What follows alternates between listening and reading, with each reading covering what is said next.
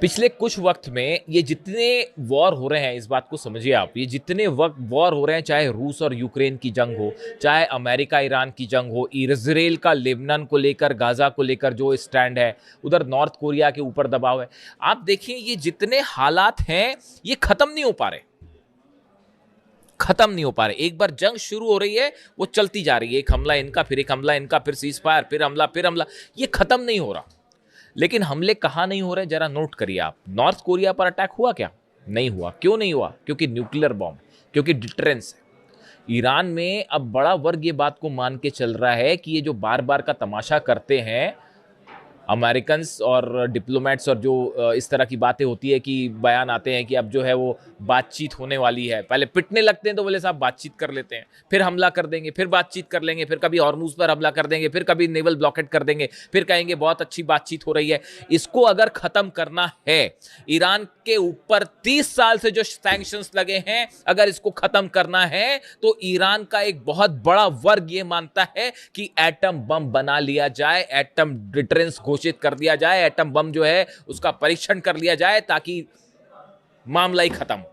उसके बाद पूरा समीकरण बदल जाएगा। ये मुस्तफा खामनेई साहब का जो बयान है वो कई बातें शो करता है कि अमेरिका की ये पॉलिसी कि ईरान को दबाया जाए, हमले करके झुकाया जाए, दबाव डाल के न्यूक्लियर डील करवाई जाए, ये पॉलिसी पूरी तरह से डोनाल्ड ट्रंप की फेल हो गई है। पहले दिन से हम ये बात कह रहे थे कि अली खामेनेई साहब को किसी कीमत पे आप उन पर दबाव नहीं डाल सकते। वो ईरान के सुप्रीम लीडर हैं, और देखिए मैं बार बार इस बात को पूछता हूं कि वो उन्होंने अपने जीते जी, जब तक वो हमारे बीच रहे, वो जिंदा रहे, उन्होंने अपने रहते रहते ईरान के लिए वो पॉलिसीज बना ली कि आने वाले कई सालों तक कोई ईरान को छू भी नहीं सकता। उन्होंने ऐसी बुनियाद बना दी जिसके ऊपर अब जो ईरान खड़ा हुआ है उसको ना अमेरिका हरा पा रहा, ना इजराइल हरा पा रहा, ना अरब देश हरा पा रहे, ना यूरोप हरा पा रहा, ना कोई सैंक्शंस काम कर रहा, ना हॉर्मुज। सब करके देख लिया, बमबारी करके देख ली, टॉम हॉक मार के देख ली, F-35 मार के देख लिए, जंग करके देख ली, सैंक्शन लगा के देख लिए, लेकिन अली खामेनेई साहब ने ईरान को उस किले में बदल दिया, मजबूत किले में, जिसको कोई नहीं जीत सकता। ये योगदान है इतिहास में अली खामेनेई साहब का, जो हमेशा याद रखा जाएगा।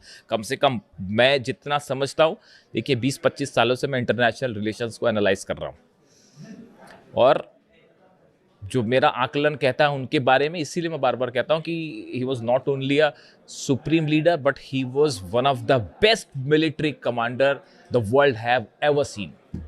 बेहतरीन मिलिट्री कमांडर थे। आप उनका विजन देखिए, और उसी रास्ते पे अब मुस्तफा खामेनेई बल्कि उनसे एक कदम आगे बढ़ के चल रहे हैं। अच्छा, एक बड़ी इंटरेस्टिंग बात और है, मैं थोड़ा इधर उधर हो रहा हूं आपसे, एक बड़ी इंटरेस्टिंग बात है।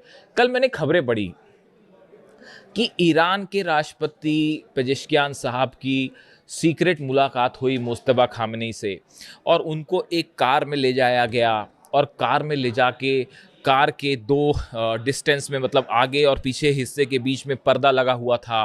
मुस्तफा खामेनेई साहब आगे थे और उन्होंने बात की है पेजेश्कियान साहब से, और बीच में पर्दा था, और दोनों को आमने सामने नहीं करवाया गया, सिर्फ मतलब चेहरा नहीं देख पाए, सिर्फ बात की गई, और उन्होंने कई बातें कही पेजेश्कियान साहब को। इस तरह की खबरें हैं मीडिया में। अब जरा कॉमन सेंस लगाइए, ईरान के सुप्रीम लीडर की एक सीक्रेट मीटिंग होती है ईरान के राष्ट्रपति के साथ, इतनी सीक्रेट कि उसमें पेजेश्कियान साहब को जो है वो मुस्तफा खामेनेई साहब से आमने सामने वो मिले तक नहीं, सिर्फ उनकी आवाज सुनी। इतनी सीक्रेट मीटिंग।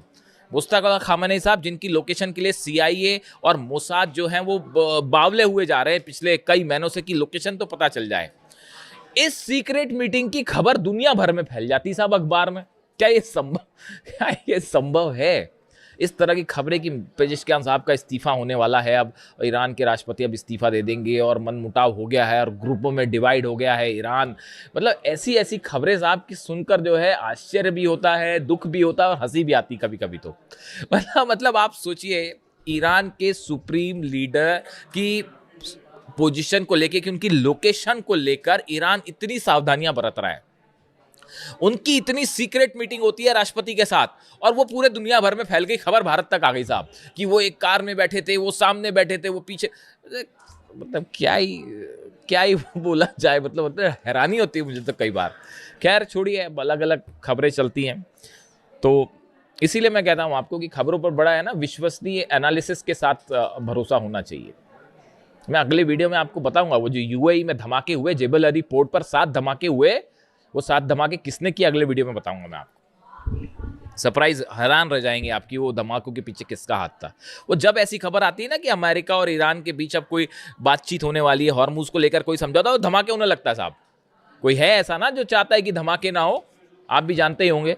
खैर, तो अब देखिए मामला ये है कि ये ईरान ने अपना न्यूक्लियर प्रोग्राम साफ कर दिया है कि हम नहीं रोक रहे और ना कोई बात कर रहे हैं। रोकना तो दूर की बात है साहब, बात ही नहीं होगी। एग्जैक्टली मैंने ये बात कही थी आपको, वही बात जो है वो साबित हो रही है। इसके अलावा देखिए एक बड़ी खबर आई है अमेरिका से। अमेरिका ने अपनी परमाणु हथियारों की नीति में बदलाव किया है और अब अमेरिका छोटे टैक्टिकल न्यूक्लियर बॉम्ब्स यानी छोटे परमाणु हथियार बनाएगा। हालांकि ये रूस और चीन का हवाला देकर बनाए जा रहे हैं, लेकिन उसमें ईरान का भी बहुत बड़ा सिग्निफिकेंस रहेगा। देखिए जो खबर है पहले ये देखिए, the pentagon is developing a new US nuclear strategy in the case of a regional war with China और रशिया। इन्होंने कहा है कि चाइना और रूस के साथ कोई रीजनल वॉर होगा तो इसके लिए हम अपनी स्ट्रैटेजी बना रहे हैं। चीन और रूस के साथ रीजनल वॉर हो सकता है, पहली बात तो मैं तो मतलब कई क्या ही कहा जाए। अब क्या रीजनल अमेरिका और रूस का रीजनल वॉर साहब कैसे हो सकता है? चाइना और अमेरिका का रीजनल वॉर होगा, वो वर्ल्ड वॉर हो जाएगा वो। खैर फिर भी चलिए, the US is updating its nuclear strategy emphasising short range tactical weapons. मतलब अमेरिका अपनी स्ट्रेटेजी चेंज कर रहा है और short range tactical nuclear weapons बनाएगा। The goal is to prevent a conventional war from escalating into a nuclear one. अब ये छोटे न्यूक्लियर बम बना के एक साधारण जंग परमाणु जंग में ना बदल जाए, इसको रोकने की कोशिश छोटे न्यूक्लियर बम बना के की जाएगी।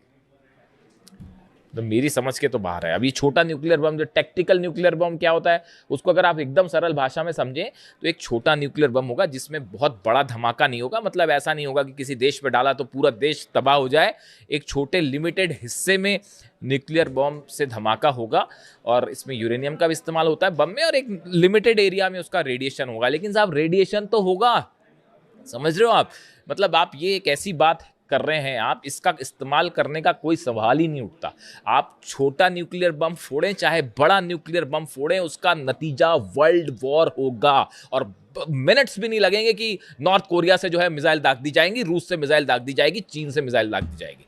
This is just a failure policy. ये आप इस तरह की बात करना कि हम छोटे न्यूक्लियर बम बनाएंगे और इससे कोई बड़ी जंग रोक देंगे, आप छोटा बड़ा कुछ भी करिए, आपने अगर न्यूक्लियर बटन दबाया, सामने वाला देश रूस, पुतिन नहीं वेट करने वाले, ना जो है वो चाइना वेट करेगा, ना नॉर्थ कोरिया वेट करेगा। पता नहीं दुनिया में क्या क्या हो जाएगा। तो मेरे हिसाब से तो ये पॉलिसी अजीबोगरीब है बहुत ज़्यादा।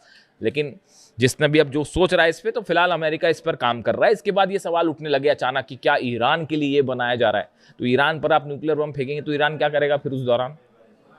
ईरान क्या करेगा उस समय? ईरान जवाब देगा ना उसका। तो फिर इसराइल का आप जो है वो न्यूक्लियर स्टेशन जितने हैं वो कैसे बचेंगे? आप भी सोचिए जरा, अरब के ठिकाने कैसे बचेंगे? तो ये इसका पता नहीं मुझे क्या है इसका कैलकुलेशन, डिफेंस एक्सपर्ट ही बेहतर बताएं। लेकिन खबर तो खबर है, ये है मामला कि अब अमेरिका छोटे न्यूक्लियर हथियार बनाएगा। देखिए अब ये मामला जो है वो एक ऐसी जंग की तरफ बढ़ रहा है जिसका कोई हल नहीं है। इसका हल एक ही है कि अमेरिका, डोनाल्ड ट्रंप अपनी हार स्वीकार करें और हॉर्मुज छोड़ के निकल जाएं, अरब बेसिस खाली करें। यही ईरान चाह रहा है कि भाई आप भी शांति से रहो, हम भी शांति से रहो, हमारे मामले में आप मत दखल दीजिए। हमारे मामले में ये न्यूक्लियर बम, ये बात जो है बिल्कुल स्वीकार करने लायक ही नहीं है कि ईरान न्यूक्लियर बम बना के उसका इस्तेमाल कर देगा। अरे इस्तेमाल कर देगा तो आज का ये जमाना है ही नहीं ऐसा भाई साहब कि अगर कोई देश न्यूक्लियर बम का इस्तेमाल करे तो वर्ल्ड वॉर ना हो, सब कुछ खत्म हो जाएगा। अब ऐसा थोड़ी कि रेडिएशन जो है अगर होगा मान लो, तो रेडिएशन ये देखेगा कि नहीं मैं सऊदी की जो है वो लैंड में नहीं घुसूंगा, रेडिएशन मैं उसमें या यूएई में नहीं करूंगा, या जॉर्डन में नहीं करूंगा, या इजराइल में नहीं करूंगा, या ईरान में नहीं करूंगा। रेडिएशन होता है, किसी भी तरह का रेडिएशन रूस भी खत्म कर देगा, यूरोप भी खत्म कर देगा, अरब भी खत्म कर देगा, इसराइल भी खत्म हो जाएगा। यहां पर न्यूक्लियर धमाके वाली कोई संभावना ही नहीं है। ये बेमतलब की बात है कि ईरान के न्यूक्लियर प्रोग्राम के नाम पर ईरान पर जंग थोपी गई। ये वैसा ही गलत था जैसे वेपन ऑफ मास डिस्ट्रक्शन बोल के सद्दाम पर हमला किया गया था। ये बिल्कुल वैसी ही बात है साहब, इसमें कोई डिफरेंस नहीं है। खैर फिलहाल ईरान की तरफ से मैं इस वीडियो में आगे नहीं जाना चाह रहा। इसके अलावा एक दो खबरें और हैं। हूती ने 2 जहाज सऊदी के और ठोक दिए हैं। 2 और जहाज़ों में धमाके की खबर है। कल तक 8 थे, आज के 2 और लगा लीजिए, 10 जहाज़ सऊदी के जला चुका है हुती। 2 जहाज़ों पे धमाके की खबर है। वैसे ही हॉर्मूज़ में भी जो 2 जहाज़ जो हैं वो ठोक दिए गए हैं और निश्चित रूप से ईरान की तरफ से ठोके गए हैं। 2 जहाज़ हॉर्मूज़ में जले हैं, 2 लाल सागर में जले हैं, 2 सऊदी के जहाज़ हैं, 2 ये जहाज़ हॉर्मूज़ में किसके जलाए गए हैं, जैसी जानकारी आएगी वो मैं आप तक पहुँचाऊँगा। और जो हुती की तरफ से कहा गया है tankers with ballistic missiles including डेसी in the Gulf of Aden and Wafa near Yanbu in the Red Sea, ये 2 जहाज़ों पर हमले हुए हैं। Saying the attacks are the part of maritime blockade campaign, ये हुती की तरफ से कहा जा रहा है। The group warn that the Saudi linked vessels would not be allowed to transit any key waterways until its demands are met. हुती की तरफ से कहा गया जब तक हमारी शर्तें पूरी नहीं की जाती, हमारा जो ब्लॉकेड करके रखा है सऊदी ने खत्म नहीं किया जाएगा, तब तक हम ठोकते रहें। और इस बीच ईरान की तरफ से न्यूक्लियर पॉलिसी का बड़ा ऐलान, जो अब इस मामले को एक बड़े ऐसी जंग की तरफ धकेल रहा है जो बेहद खतरनाक हो सकती है। वीडियो कैसा लगा कमेंट करके ज़रूर बताइए, आपके हर कमेंट पे पढ़ने की कोशिश करता हूँ। Thank you so much.